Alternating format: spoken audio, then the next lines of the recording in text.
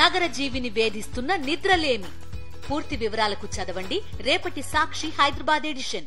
గత ప్రభుత్వ హయాంలో అన్ని అప్పులే అంటూ తప్పుడు ప్రచారం చేసిన కూటమి సర్కార్కు ఆర్బీఐ నివేదిక గట్టి షాక్ ఇచ్చింది.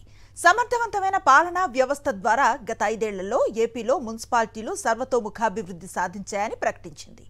ఆర్థిక స్వయం ప్రతిపత్తి సాధించడంతో పాటు పట్టణ మౌలిక సదుపాయాల కల్పనలో ముందంజలో ఉన్నట్లుగా తేల్చి చెప్పింది. వైఎస్ జగన్మోహన్ రెడ్డి 5 ఏళ్ల పరిపాలన, సమర్థవంతమైన పాలనా వ్యవస్థ, మున్సిపాలిటీల సర్వతోముఖాభివృద్ధి, పౌర సేవల్లో పారదర్శకత, జవాబుదారీతనం, గణనీయంగా పెరిగిన ఆదాయం, నాణ్యతతో కూడిన పౌర సేవలు. సమర్థమైన పాలనా వ్యవస్థ ద్వారా గత 5 ఏళ్లలో ఆంధ్రప్రదేశ్లోని మున్సిపాలిటీలు సర్వతోముఖాభివృద్ధి సాధించినట్లు ఆర్బీఐ నివేదిక వెల్లడించింది. 2023-24 ఆర్థిక సంవత్సరంలో మున్సిపల్ కార్పొరేషన్ల బడ్జెట్ మొత్తం వ్యయంలో 50% పైగా ఆస్తుల కల్పనకు వ్యయం చేసినట్లు నివేదిక పేర్కొంది.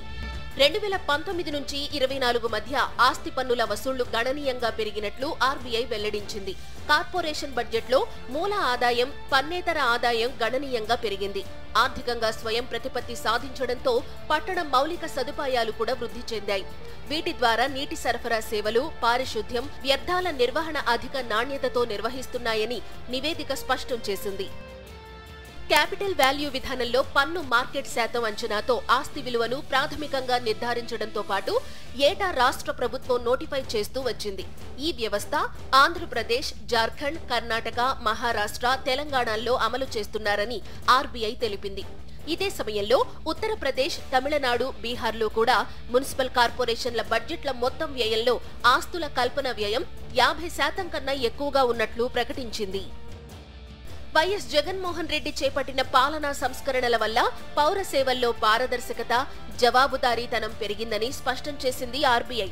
అలాగే కార్పొరేషన్ల బడ్జెట్లో రెవెన్యూ మిగులు సాధించాయని పేర్కొంది.